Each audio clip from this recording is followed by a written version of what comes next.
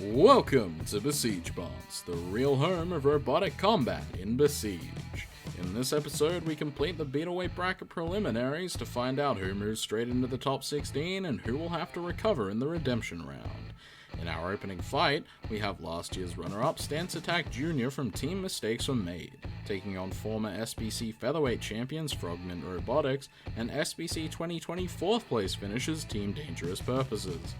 Meanwhile, in the main event, we have three interesting bots as we watch a hammer from the Besiege Bots founders, the Diddlers, a shredded wedge bot, and a propeller ramming bot from our SBC Featherweight bronze medal winners, the Hydra Initiative, battle it out for supremacy. Flip McGee is a solid pneumatic flipper from Ireland's Frogmint Robotics. Frogmint Robotics are coming off a top 8 finish in SBC where they lost their featherweight title to Wasted 3. Flip McGee is a very similar bot to their championship winner Dippy, so they have high hopes for this tournament. Our second bot in this rumble is Incinerator from Team Dangerous Purposes representing the Netherlands. Incinerator is by far the most powerful flipper in the competition and is easily capable of throwing opponents' Uda from anywhere in the arena. Finally, we have the Beetleweight Bash 2019 runner-up Stance Attack Jr. made by Team Mistakes Were Made from the UK. Stance Attack Jr. is a solid lifter bot that features a mini-bot in keeping with the usual success methods for Team Mistakes Were Made.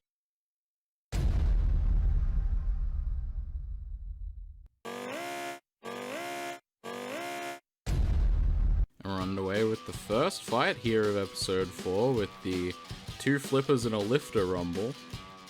Stance Attack, the runners-up from Beetleweight Bash by Team Mistakes Were Made, who made other cluster bots such as Sensory Overload in SBC, or if you're a fan from back in the Heavyweight Havoc days, they made The Tables Have Turned. Ooh, nice flip there from Flip McGee onto Incinerator. Incinerator made by Team Dangerous Purposes, who finished 4th in SBC. A lot of people felt that run was quite lucky, but this bot is incredibly powerful. We'll see if they can get a flip. Ooh, and they got one on Stance Attack there. I'm not sure. Stance Attack hasn't bounced back in, I think. Wow, they cleared them over the high wall. That is very impressive. That high wall is very difficult to throw people over, and Incinerator cleared that pretty easily with Stance Attack there. The mini-bot also flipped over. Doesn't actually matter. The mini-bot would have been counted out since the main bot's been thrown out anyway. It doesn't count as a cluster because of how small the mini-bot is. Incinerator gets under there, and I think Flip McGee is out. Incinerator with a quick double Uda KO win. Impressive from Team Dangerous Purposes. Incinerator moves on to the round 6 of 16. Flip McGee and Stance Attack Jr. go into the redemption round.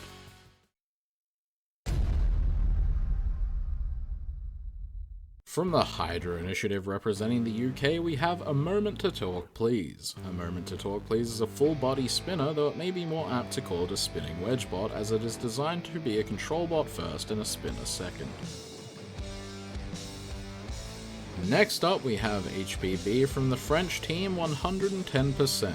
HBB is a massive bar spinner for this weight class and can cause some serious damage, however due to the size of the weapon, the chassis is quite frail. Maykr is the final bot in this rumble from Ad Astra Robotics representing the USA.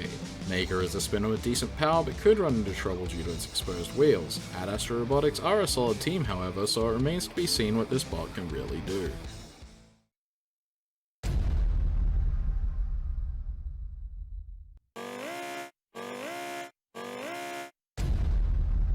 Kick things off in fight number 2 now as we have two spinners in HBB and Maykr, and A Moment to Talk Please, which is technically a full body spinner. Ooh, HBB snipes the motor there on Maykr.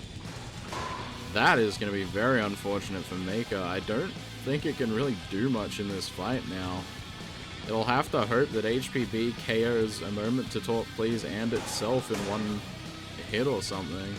HBB broke a segment of A Moment to Talk Please on that hit. HPV stands for High Performance Bar, in case anyone was wondering. Might be the most powerful spinner in the bracket. I think I said that about CG3, but I think HPV is actually more powerful due to the extra weight. tried to spin up there. Maykr gets flipped over, and I don't think it can self-right. HPB tries to spin up to get away from a moment to talk please, but ends up throwing themselves out of the arena. And time's ticking down on Maykr, and that's time. A moment to talk please wins by Uda KO and KO. So a moment to talk please will move on to the round of 16. Good showing from the Hydra initiative, and HPB and Maykr go into the redemption round.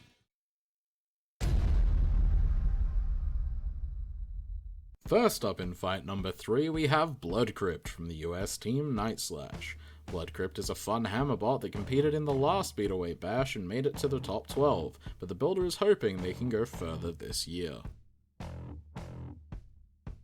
Get Froggy is a fun spinner robot made by Team 10-0 from the USA. Team 10-0 will be looking to show off the power of their spinner in this match and attempt to KO both their opponents to make up for losing their other rumble. Finally, from Team Teamless, we have Porygon B, also representing the United States. Team Teamless are our second rookie team in this tournament and have built themselves a durable lifted clamper robot, and if they have the driving skill to execute the design, it could have a great performance for them.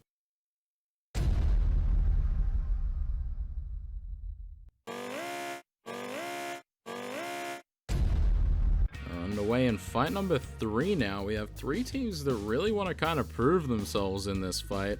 Team 10-0 lost a decision in their first Rumble match, so they're going to be looking to bounce back. Haven't competed in a tournament since, I believe it was Spring Bash Cup 2019 was the last time they competed. So that was back in around March of 2019. So they almost a bit over a full year for them having not competed in tournaments. Team Teamless is one of our rookie teams, and Team Night Slash have been around and they've been competing for a long time, but haven't really had any results, I think, above round of 16 or something. Ooh, Get Froggy got its self-riding stick sniped there by Blood Crypt. I believe Porygon B lifted up Blood Crypt, and then Blood Crypt swung while it was lifted directly onto that self-right mechanism, which also flipped Get Froggy over. So if Get Froggy can't self-right and can't move here, they're probably been counted out. Some good control for Porygon B on Blood Crypt. Blood Crypt not really landing any of these hits. Mostly just getting pushed around, either landing like a glancing hit or just missing entirely. The judges still haven't counted Get Froggy out yet. It seems like it's being a bit of a slow count. They're giving them a really good chance to try and prove that they can be mobile, but it just doesn't seem like they can. Blood Crypt missing on another hit there, and Get Froggy, I think, is being counted out, and there it goes. I think Get Froggy's been counted out now. So, unfortunate for Team 10-0, they're going to have to try again in the redemption round with both of their bots. Not the start to the tournament they were hoping for, but now Team Night Slash have a chance to get straight through to the round of 16, and as to Team Teamless, our rookie team in this matchup, are really looking to prove themselves. They've got quite an affinity for these lifter grappler designs since they've joined Besiege bots. A lot of their builds seem to be in this lifter grappler kind of mold. Oh, kind of slowly going in there. Blood Crypt landed a hit on the top of that pole there, but obviously you don't want to hit the top of the pole because then you're not going to get enough momentum to really deal the damage. That was a nice little clamp onto Blood Crypt's motor, actually, from Porygon B there. Blood Crypt lands behind Get Froggy. Get Froggy getting in the way, even after it's been KO'd. Oh, Blood Crypt got a hit there, but it was kind of a glancing hit. That one was a more solid hit, straight to the center, as Porygon B grabs onto the hammer from Blood Crypt. And Blood Crypt uses the hammer to flip Porygon B. Not the wisest decision from Porygon B, but it was quite stylish. So maybe gonna net them some style points as they self-right there. Had a little bit of trouble. I'm not sure if they were having trouble. I think it might just actually be that the bot self-writes quite slowly. And they get another hit to the top of that pole there. I'm not sure how this will go, because Porygon B has had most of the control, but Blood Crypt might be winning on aggression and will definitely get damaged due to KO and get Froggy. That was a nice lift there from Porygon B, but it kind of stalls itself on its front there. Blood Crypt missing a swing. As we get... Ooh, and big swing rips the whole lifter neck. I did say it's a little weak earlier. Oh, that's definitely going to cost them on the damage. 25-20 to Blood Crypt, winning on aggression, heavily on damage, a little bit on style. But good control from Porygon B, a good showing from the rookie team in all honesty. But Blood Crypt will be the one moving on to the round of 16, while Porygon and B and Get Froggy have to fight it out in the redemption round.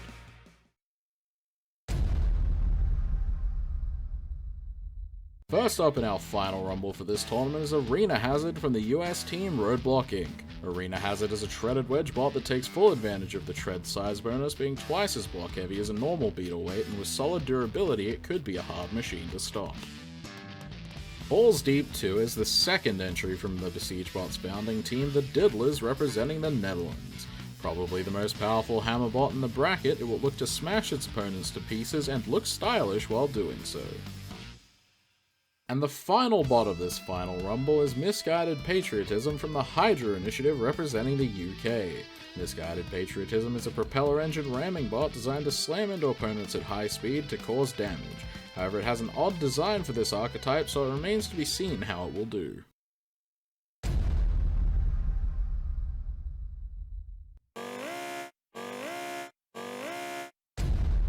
Now we're underway with the main event of episode 4 as Misguided Patriotism takes a big charge across the arena into Arena Hazard, and all of its props fell out by ramming into Arena Hazard, which is not good.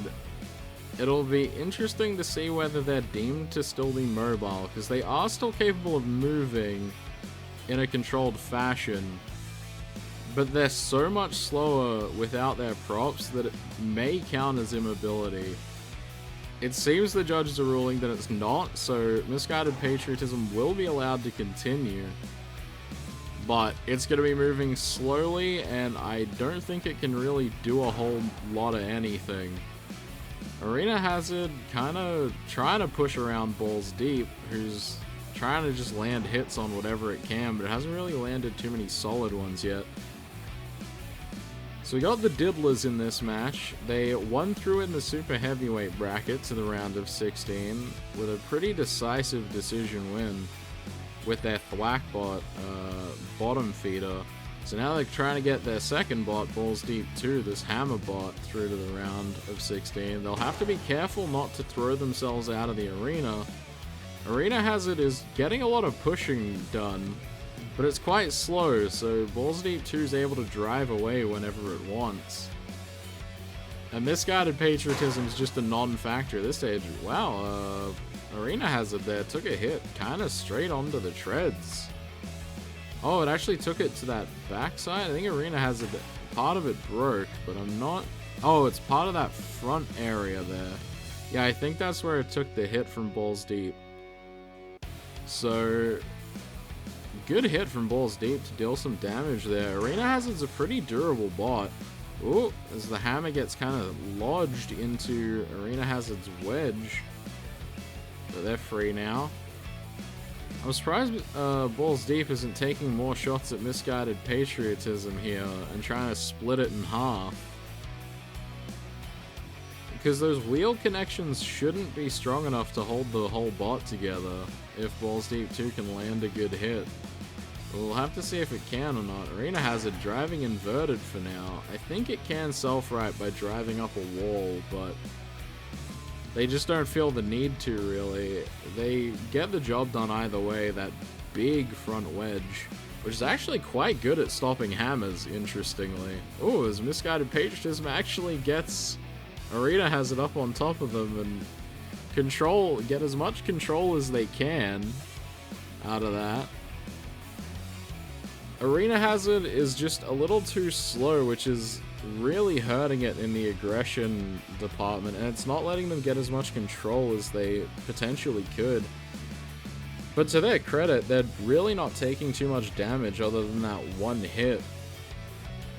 And I think they'll be credited with the damage on the Misguided Patriotism, because it did slam into Arena Hazard, which is what caused the props to fly out.